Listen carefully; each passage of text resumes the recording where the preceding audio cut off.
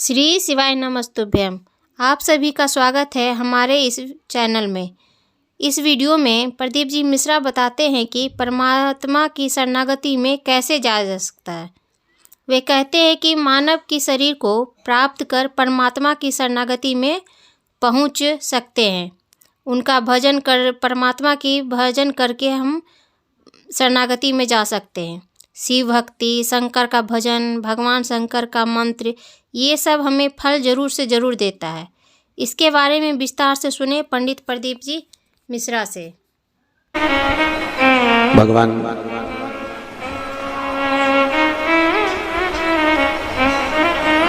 मंडपिया से सांवरिया सेठ इस पावन कथा का रसतत्व ग्रहण करने के लिए और आशीर्वाद देने के लिए पधारे हैं। कथा मंडप में ही विराजमान संत, ब्राह्मण, साधुजन, गुरुजन एवं भगवान की अविरल भक्ति और मुक्ति का पथ निश्चित करने के लिए, भगवान शिव की अविरल भक्ति को प्राप्त करने के लिए विराजमान सभी श्रोता भाई बहन,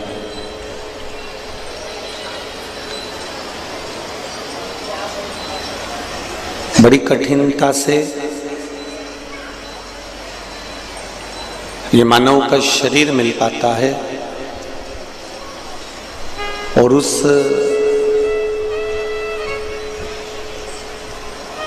मानव के शरीर को प्राप्त कर हम परमात्मा की शरणागति में पहुंचकर परमात्मा के भजन को कर पाते हैं।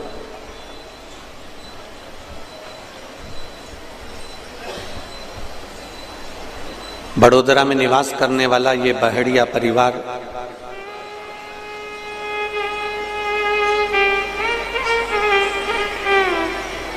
जिनके सुपुत्र श्री काव्य जी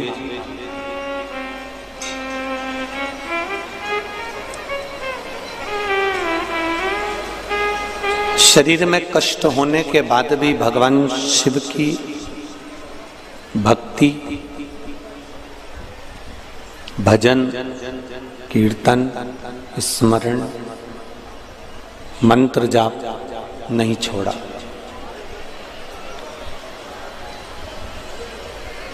एक छोटी सी उम्र पाकर, छोटी सी उम्र में रहने के बाद भी भक्ति का पथ निश्चित रखा है।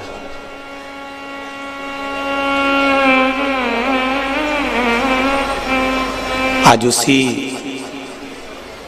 बालक काव्य की स्मृति में बहेड़िया परिवार इस पावन कथा को करा रहा है। और इतना ही नहीं, शिव महापुराण की विद्धेश्वर संहिता में स्पष्ट किया गया है कि जो कुंवारी अवस्था में चले जाता है, जो अधोगति में चले जाता है,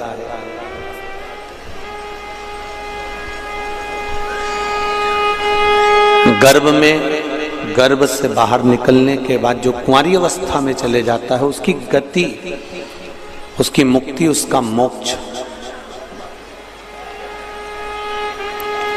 एक शिव महापुराण की कथा कर देती है।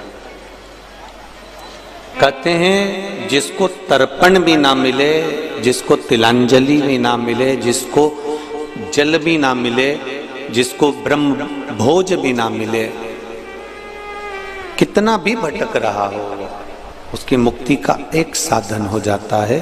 वो है भगवान शिव की अपार आनंद देने वाली शिव महापुराण की कथा, जो सुख प्रदान करती है। रिटर्न बढ़ल रहा है, रिटर्न ना आ रहा है।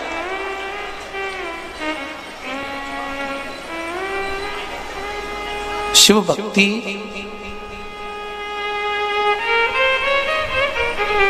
भगवान शंकर का भजन, भगवान शंकर का कीर्तन, भगवान शिव का मंत्र जाप, नाम जाप, ये कहीं ना कहीं हमको फल जरूर देता है।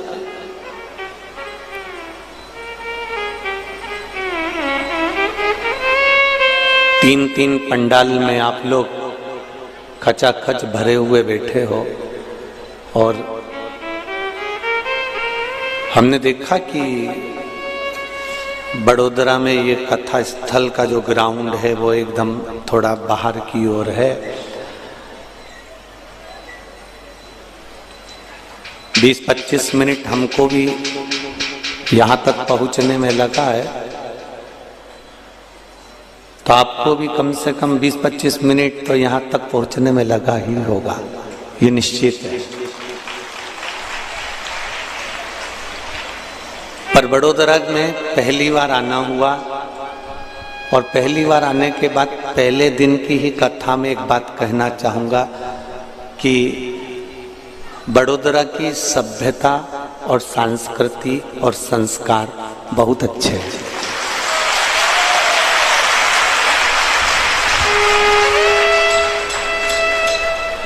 आपसे तो नहीं मिला भैया,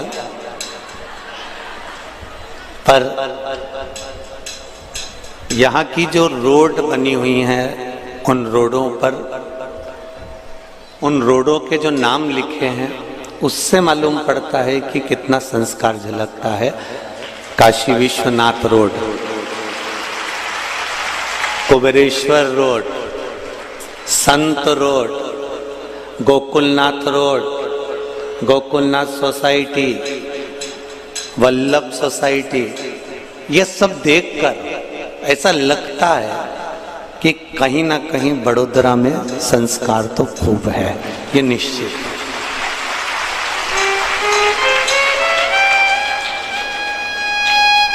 अब ये जब रोड का नाम काशी विश्वनाथ रख सकते हैं, सोमनाथ रख सकते हैं, जिस पंडालों में आप बैठे हो उस पंडाल में भी सोमनाथ, मल्लिकार्जुन, नागेश्वर, 12 ज्योतिर्लिंग पर नाम रखा है, तो इतना तो विश्वास है कि तुम्हारी औलाद का नाम भी तुमने टिक्कू पिक्कू नहीं रखा होगा, ये तो निश्चित होगा। तुमने भी भगवान के भजन के मूल में, भगवान स्मरण के मूल में, भक्ति के मूल में नाम रखा हो।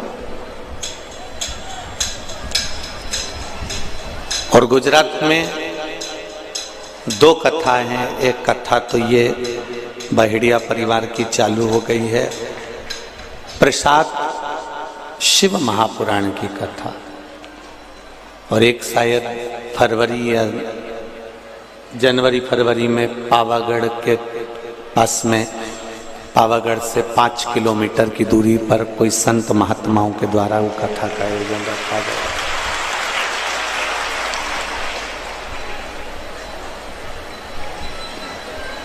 शिव कथा जितने भी लोग श्रवण करने आए हैं, चाहे पंडाल के अंदर बैठे हों चाहे पंडाल के बाहर बैठे हों, एक चित्त लगाकर, मन लगाकर श्रवण करना। ऐसी ही जानकारियाँ प्राप्त करने के लिए इस चैनल को लाइक, शेयर और सब्सक्राइब जरूर करें। ओम शिवाय नमस्तुभ्यम।